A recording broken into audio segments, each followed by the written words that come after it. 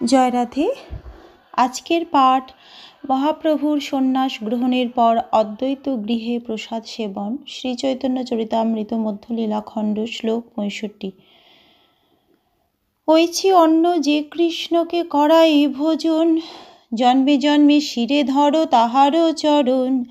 প্রভু জানে তিন ভোগ কৃষ্ণের নৈবেদ্য, আচার্যের মনোকথা নহে প্রভুর বেদ্য। প্রভু বলে বৈশতিনে করিয়ে ভোজন, আচার্য কহে আমি করিব পরিবেশন। কোন স্থানে বসিব আর আনো দুই পাত, অল্প করি আনি তাহে দেহ ব্যঞ্জন ভাত। আচার্য কহে বৈশ দোহে পিড়ির উপরে, এত বলি হাতে ধরি বসাইল দুহারে। প্রভু কহে সন্ন্যাসীর ভক্ষ নহে উপকরণ, ইহা খাইলে কইছি হয় ইন্দ্রিয় বারণ।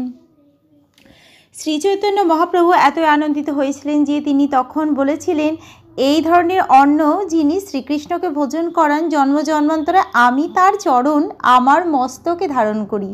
ঘরে ঢুকে শ্রী চৈতন্য মহাপ্রভু তিনটি ভোগ দর্শন করে মনে করেছিলেন যে সেই সবই হচ্ছে শ্রীকৃষ্ণের নৈবেদ্য, কিন্তু তিনি অদ্বৈত আচার্যের অভিপ্রায় বুঝতে পারেননি। শ্রীর ভক্তি সিদ্ধান্ত সরস্বতী ঠাকুর এই সম্বন্ধে বলেছেন যে শ্রী অদ্বৈত আচার্য প্রভু যে তিনটি ভোগ সমান করে বেড়েছিলেন, তার মধ্যে ধাতুপাত্রটির ওপর কৃষ্ণের ভোগ ছিল, অপর দুটি কলাপথের দুটি ভোগ ছিল। ধাতুপাত্রস্থ শ্রীকৃষ্ণের ভোগ যা কৃষ্ণকে অদ্বৈত আচার্য প্রভু স্বয়ং নিবেদন করেছিলেন।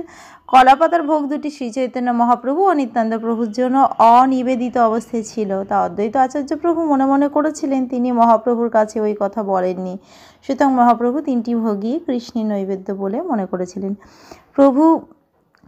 শ্রী চৈতন্য মহাপ্রভু বললেন, এসো আমরা তিনজন একসঙ্গে বসে প্রসাদ সেবা করি। কিন্তু অদ্বৈত আচার্য প্রভু বলেন, আমি প্রসাদ পরিবেশন করব। শ্রী চৈতন্য মহাপ্রভু মনে করেছিলেন যে সেই তিনটি পাতই বিতরণ করার জন্য, তাই তিনি বলেছিলেন, আরও দুটি কলাপাতা নিয়ে এসো এবং তাতে অল্প করে কিছু অন্ন ও ব্যঞ্জন দাও। অদ্বৈত আচার্য প্রভু বললেন, তোমরা দুজন এই পিঁড়ি দুটির উপর বসো। এই বলে তাদের হাত ধরে তিনি তাদের বসালেন। শ্রী চৈতন্য মহাপ্রভু বললেন, এত সমস্ত উপাদেয় উপকরণ ভোজন করা সন্ন্যাসীর উচিত নয়। এই সমস্ত খেলে কিভাবে সে তার ইন্দ্রিয় দমন করবে? আচার্য কহে, ছাড়ো তুমি আপনারও চুরি, আমি সব জানি তোমার সন্ন্যাসেরও ভারী ভুরি। ভোজন করহ ছাড়ো বচন চাতুরি, প্রভু কহে এত অন্ন খাইতে না পারি। আচার্য বলে, অকপটে করহ আহার, যদি খাইতে না পারো পাতে রহিবে কার। প্রভু বলে, এত অন্ন নারিব খাইতে, সন্ন্যাসীর ধর্ম নহে উচ্ছিষ্ট রাখিতে। আচার্য বলে, নীলা চলে খাও ৫৪ বার, একবারে অন্ন খাও শত শত ভার।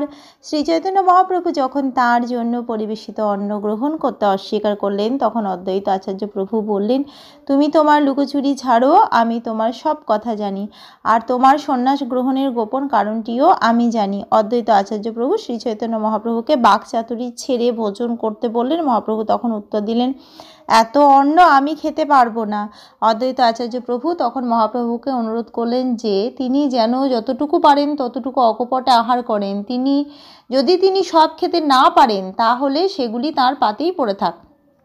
শ্রী চৈতন্য মহাপ্রভু বলেন, আমি এত অন্ন খেতে পারবো না, আর উচ্ছিষ্ট রাখাও সন্ন্যাসীর পক্ষে উচিত নয়।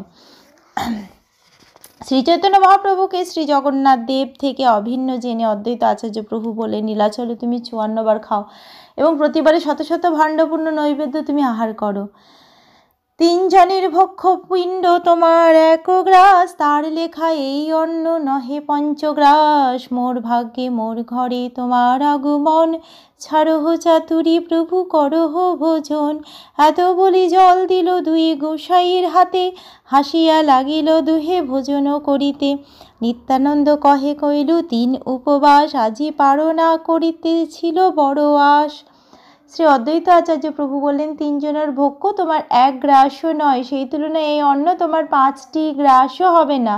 অদ্বৈত আচার্য প্রভু বললেন, প্রভু আমার পরম সৌভাগ্যের ফল, তুমি আমার গৃহে এসেছো, দয়া করে এখন ছলচাতুরি ছাড়ো এবং ভোজন করো। এই কথা বলে অদ্বৈত আচার্য প্রভু ২ প্রভুর হাত ধোয়ার জন্য জল দিলেন। তারপর তাঁরা দুজন হাসতে হাসতে প্রসাদ সেবা করতে লাগলেন। শ্রী নিত্যানন্দ প্রভু বললেন, এক নাগারে আমি 3 দিন ধরে উপবাস করেছি, আশা করেছিলাম যে আজ পারণ মানে উপবাস ভঙ্গ করব। যদিও আজই উপবাস হইল, আচার্য নিয়ম নিমন্ত্রণে অর্ধপেট না ভরিবে এই গ্রাসে কর্ণে, আচার্য কহে তুমি হও তৈর্থিক সন্ন্যাসী, কভু ফলমূল খাও কভু উপবাসী, দরিদ্র ব্রাহ্মণ ঘরে যে পাইলাম মুষ্টেক অন্ন, ইহাতে সন্তুষ্ট হও ছাড়ো লোভে মন, ছাড়ো লোভ মন। যদিও শ্রী চৈতন্য মহাপ্রভু মনে করেছিলেন যে খাবারের পরিমাণ ছিল প্রচুর, কিন্তু নিত্যানন্দ প্রভু বলেন যে সেই অন্ন তার কাছে এক গ্রাসও নয়। তিনি 3 দিন ধরে উপবাস করেছিলেন এবং আশা করেছিলেন যে সেই দিন পালন করবেন, কিন্তু তিনি বললেন, যদিও অদ্বৈত আচার্য প্রভু আমাকে তার বাড়িতে প্রসাদ গ্রহণ করতে নিমন্ত্রণ করলেন, কিন্তু আজও দেখছি আমাকে উপবাস করতে হবে, কারণ এত অল্প অন্নে আমার অর্ধেক পেটও ভরবে না। অদ্বৈত আচার্য প্রভু উত্তর দিলেন, তুমি হচ্ছে তৈর্থিক সন্ন্যাসী, কখনো কখনো তুমি ফলমূল খাও, আবার কখনো উপবাসী থাকো। আমি দরিদ্র ব্রাহ্মণ এবং তুমি আমার গৃহে এসেছো, সুতরাং তোমার লোভী মনোবৃত্তি পরিত্যাগ করে যেটুকু অন্ন পেয়েছো তাতেই সন্তুষ্ট থাকো। আজকের পাঠ এই অবধি। ভজ শ্রীকৃষ্ণ চৈতন্য প্রভু নিত্যানন্দ, শ্রী অদ্বৈত গদাধর শ্রীবাসাদি গৌর ভক্তবৃন্দ। হরে কৃষ্ণ কৃষ্ণ কৃষ্ণ হরে হরে, হরে রাম রাম রাম হরে হরে। জয় রাধে জয় রাধে, জয় রাধে জয় রাধে, জয় রাধে।